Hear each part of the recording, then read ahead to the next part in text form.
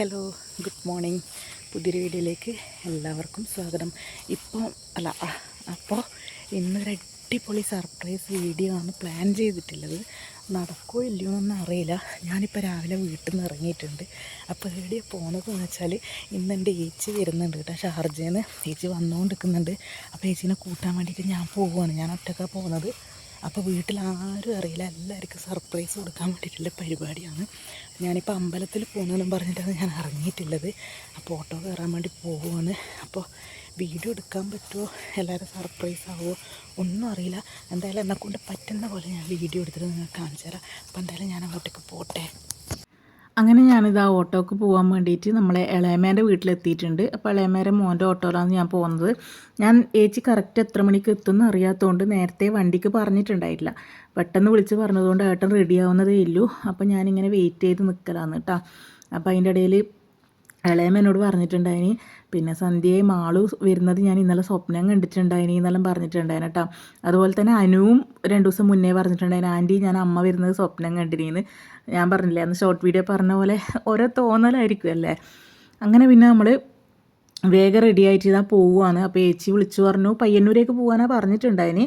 അപ്പോൾ നമ്മൾ ലേറ്റ് ആയതുകൊണ്ട് പിന്നെ ഞാൻ ഏച്ചിയോട് പറഞ്ഞു, നീ എന്നാൽ പിന്നെ അവരെ വീട്ടിൽ നിന്നോ, ഏച്ചീൻ്റെ കൂടെ ഏച്ചി പോയ സ്ഥലത്തെ ആൾക്കാരുണ്ട്, അപ്പോൾ അവരെ വീട്ടിലേക്ക് തന്നെ നേരെ വന്നോ, നമ്മൾ ആടെ വന്ന് കൂട്ടിക്കോളാമെന്ന് പറഞ്ഞിട്ട് അങ്ങനെ അങ്ങോട്ടേക്ക് പോവുകയാണേ.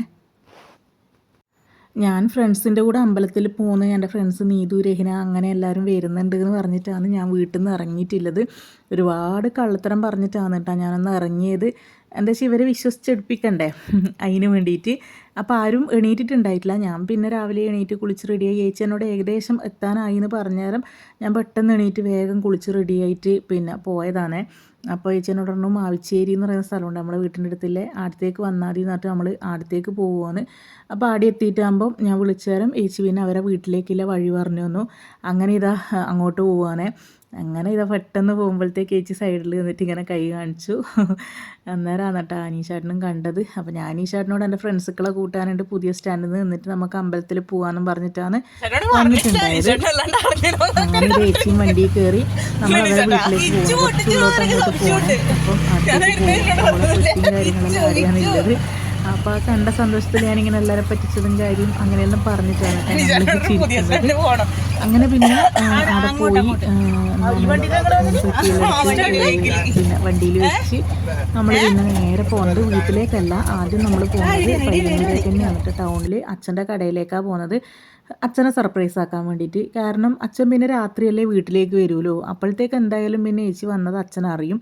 അതുകൊണ്ട് ആദ്യം അച്ഛനെ സർപ്രൈസ് ആക്കാമെന്ന് നമ്മൾ വിചാരിച്ചു. അങ്ങനെ നമ്മൾ ടൗണിൽ പോയിട്ട് ഓട്ടോ കുറച്ചങ്ങോട്ട് മാറ്റി നിർത്തിയിട്ട് ഞാൻ ആദ്യം നടന്നു പോകാൻ കേട്ടോ അച്ഛൻ്റെ പീടികയിലേക്ക്. എന്നിട്ട് അച്ഛനോട് ആദ്യം ഞാനിങ്ങനെ കള്ളത്തരങ്ങളെല്ലാം പറയുന്നുണ്ട്, അതെന്തായാലും നിങ്ങൾ കണ്ടിട്ട് വാ. ചായ കുടിച്ചോ? ഞാൻ ഇവിടെ പിള്ളമാർ ഇവിടെ വരാമെന്ന് പറഞ്ഞേ, അവർ വരുന്നുണ്ട്. നല്ല വരുന്നു. എന്താ നീ ദൂരഹിനെല്ലാം എടുക്കുന്ന?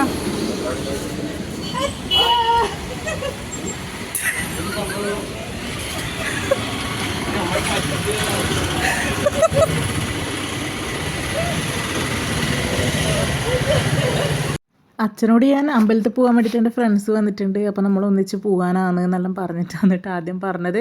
അപ്പോൾ ഞാൻ പറഞ്ഞു ഇതാ നീതുവും രഹിനി എൻ്റെ ഫ്രണ്ട്സ് വന്നിട്ടാണെന്ന് പറഞ്ഞിട്ട് അച്ഛൻ നോക്കുമ്പോഴാണ് പെട്ടെന്ന് ഏച്ചി വന്നത്.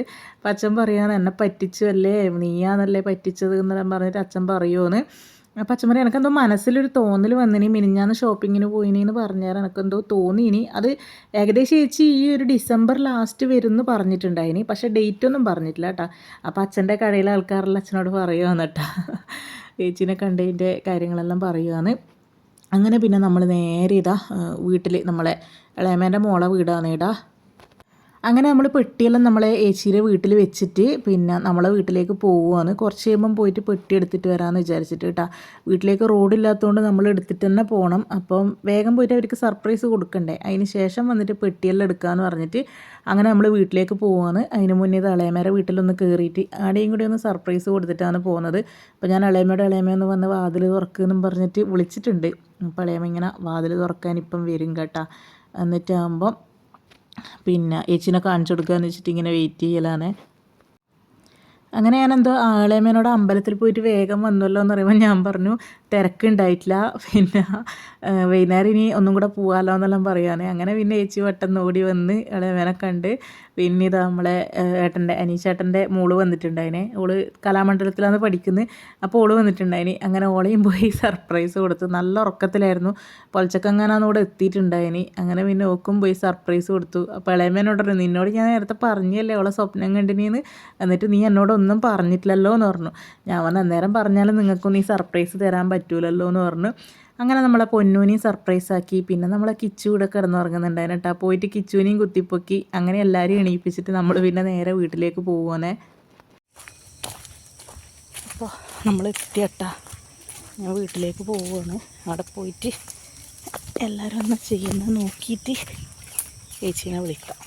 അപ്പോൾ ചേച്ചി ബാക്കിൽ വരുന്നുണ്ട്, നോക്കട്ടെ.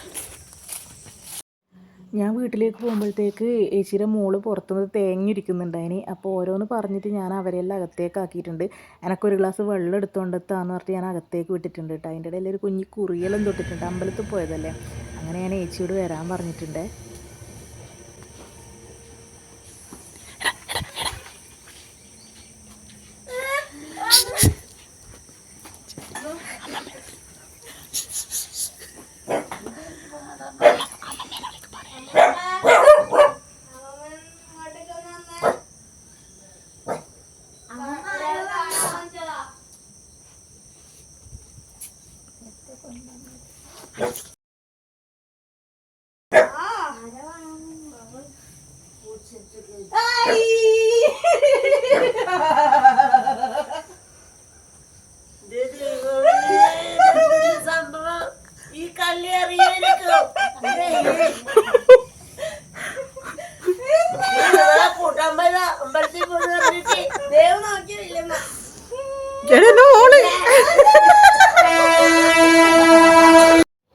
എല്ലാവരെയും ഈ ഒരു സന്തോഷം കാണാൻ വേണ്ടിയിട്ടാണ് കേട്ടോ ചേച്ചീൻ്റെ ഈ വരവ് നമ്മൾ സർപ്രൈസ് ആക്കി വെച്ചത്. അതൊരു പ്രത്യേക ഫീൽ തന്നെയാണ് കേട്ടോ. പിന്നെ അപ്പോൾ ഞാനിവരോട് സൗണ്ട് ഉണ്ടാക്കില്ല എന്നാണ് കൈകൊണ്ട് കാണിക്കുന്നത്. ഇവർ സൗണ്ട് ഉണ്ടാക്കി കഴിഞ്ഞാൽ അമ്മക്ക് എന്തായാലും മനസ്സിലാവുമല്ലോ. അതുകൊണ്ട് ഞാൻ സൗണ്ട് ഉണ്ടാക്കില്ല. അമ്മമ്മയുടെ അവിടെ ഇരിക്കുക എനിക്ക് അമ്മേൻ്റെ എക്സ്പ്രഷൻ കിട്ടണമല്ലോ, അതിന് വേണ്ടിയിട്ടാണ് കേട്ടോ ഞാൻ അങ്ങനെ കൈകൊണ്ട് കാണിച്ചത്. അപ്പോൾ എന്നാൽ അത് അവിടെ നിന്ന് കണ്ടേരാന്ന് കേട്ടോ അതിൻ്റെ ആ ഒരു ഫീല് മനസ്സിലായത്. നമ്മൾ നേരത്തെ അറിയിച്ച് പിന്നെ അതിന് വരുന്ന അറിയുമ്പോൾ നമുക്ക് അതിന് വരുമല്ലോ, കാണാനുള്ളൊരു എക്സൈറ്റ്മെൻറ്റ് ഉണ്ടാവും. എന്നാലും ആ വരുമല്ലോ എന്നുള്ളത് നമ്മളെ ഉള്ളിലുണ്ടാവുമല്ലോ. ഇതിപ്പം പറയാണ്ടല്ലേ. പിന്നെ ഇത് ശരിക്കുള്ള എക്സ്പ്രഷനാണ് കേട്ടോ. അല്ലാണ്ട് ചിലപ്പോൾ ഇപ്പം നമ്മൾ വരുന്നില്ലത് അറിഞ്ഞിട്ടില്ല എന്ന് ഭാവിക്കണേ അങ്ങനത്തെ ആൾക്കാരുണ്ടാവില്ലേ. സർപ്രൈസ് പ്ലാൻ ചെയ്യുന്ന നമുക്ക് തന്നെ ചില വീഡിയോസ് എല്ലാം കാണുമ്പോൾ നമ്മൾ കാണൂലേ, അവർ പ്ലാൻ ചെയ്തിട്ട് സർപ്രൈസ് ആക്കുന്ന സംഭവങ്ങളുണ്ടാവും. അതായത് ഓൾറെഡി നേരത്തെ അറിഞ്ഞിട്ടുണ്ടാവും വരുന്നത്, പക്ഷേ ഞാൻ അറിഞ്ഞിട്ടില്ല ഇപ്പം അറിയുന്നതെന്നുള്ള രീതിയിൽ ഉണ്ടാവും. അതെല്ലാം പക്ഷെ നമുക്ക് മനസ്സിലാവും അല്ലേ കാണുമ്പം. അങ്ങനെയുള്ള ആൾക്കാരുടെ എക്സ്പ്രഷനും ശരിക്കുള്ള സർപ്രൈസിൻ്റെ എക്സ്പ്രഷനും എല്ലാം നമുക്ക് കണ്ടാൽ മനസ്സിലാവൂലേ അല്ലേ. അപ്പോൾ ഇത് ശരിക്കും പറഞ്ഞാൽ ഡിസംബറിൽ വരുന്നില്ലൊരു ക്ലൂ എല്ലാവർക്കും ഉണ്ടായിനി. പക്ഷെ ഇത്ര പെട്ടെന്ന് ഇന്ന ഡേറ്റിന് വരുന്നില്ലത് ആർക്കും അറിയില്ലായിരുന്നു കേട്ടോ. അപ്പം എല്ലാവരും സന്തോഷം കണ്ട് സത്യം പറഞ്ഞാൽ അന്നേരം കണ്ണ് നിറഞ്ഞു കേട്ടോ. ഭയങ്കര സന്തോഷമായിരുന്നു എല്ലാവർക്കും. അപ്പോൾ അങ്ങനെ എന്തായാലും ഇതാ എല്ലാവരും സന്തോഷ പ്രകടനങ്ങളെല്ലാം കഴിഞ്ഞ് ഫോട്ടോസെല്ലാം എടുത്ത് പിന്നെ ഒരാൾക്ക് ഇങ്ങനെ എത്തിയെന്നില്ലേ മെസ്സേജെല്ലാം ഇടുവാന്ന് കേട്ടോ. അതിന് ശേഷം പിന്നെ നമ്മൾ പോയിട്ട് ഇതാ പെട്ടി എടുത്തിട്ട് വന്നു. അത് കണ്ട നമ്മൾ കണ്ടത്തിലേക്ക് കൂടി ഇങ്ങനെ വലിച്ചു കൊണ്ട് പോകാൻ, അതിലേക്ക് കൂടി വലിക്കാൻ പറ്റൂല. പക്ഷെ നമുക്ക് രണ്ടാൾക്ക് എടുത്തിട്ട് പോകുമ്പോൾ ഭയങ്കര ബുദ്ധിമുട്ടാണ് കേട്ടോ. എൻ്റെ കാലെല്ലാം അതിൻ്റെ ഇടയ്ക്ക് തട്ടിപ്പണി കിട്ടിയിട്ടുണ്ടായിന്. അങ്ങനെ എന്തായാലും പെട്ടിയെല്ലാം കൊണ്ടുവന്ന് ഇനി ഇതാ എല്ലാവരും ആകാംക്ഷയോടെ പെട്ടി പൊട്ടിക്കാൻ വേണ്ടി കാത്തിരിക്കുവാണ്. എന്താ വെച്ചാൽ ആദ്യത്തെ അനുഭവമാണ് എൻ്റെ വീട്ടിലൊരു ഗൾഫ് പെട്ടി വന്നു. പിള്ളേർക്കായാലും ആദ്യത്തെ എക്സ്പീരിയൻസ് അല്ലേ ഒരു ഗൾഫ് പെട്ടി പൊട്ടിക്കുന്നത് കാണാനുള്ള ആകാംക്ഷയിൽ എല്ലാവരും ഇരിക്കുമെന്ന് കേട്ടോ. കുട്ടിയൊക്കെ അങ്ങനെ തന്നെ ആയിരിക്കൂലേ അല്ലേ, എന്താ കൊണ്ടുവന്നിട്ടുണ്ടാവുക അങ്ങനത്തെ ഒരു എന്താ പറയുക കാണാൻ വേണ്ടിയിട്ടൊരു ത്വരയായിരിക്കൂലേ അല്ലേ.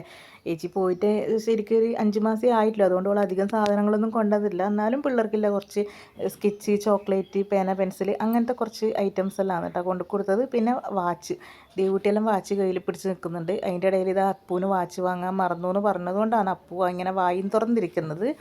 ഞാൻ പറഞ്ഞു ആ ഓൺലൈനിൽ ഓർഡർ ചെയ്ത് തരാമെന്നെല്ലാം പറഞ്ഞു കേട്ടോ.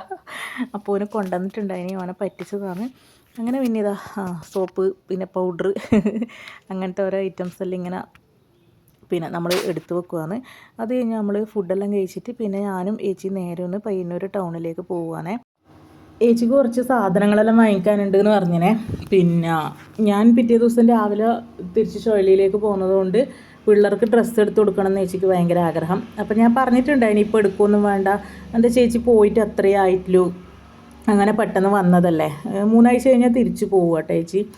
അപ്പോൾ അങ്ങനെ വന്നതല്ലേ, എന്നാലും ഒക്കെ ഒരാഗ്രഹം എല്ലാവർക്കും ഓരോ ഡ്രസ്സ് എടുത്ത് കൊടുക്കണമെന്ന്. അങ്ങനെ പിന്നെ നമ്മൾ പോവുമെന്ന് കേട്ടോ പയ്യന്നൂരേക്ക്. ഓട്ടോ വിളിച്ചിട്ടുണ്ട്. അങ്ങനെ പിന്നെ നമ്മൾ നേരെ പോയത് പയ്യന്നൂർ മാളിലേക്കാണ്.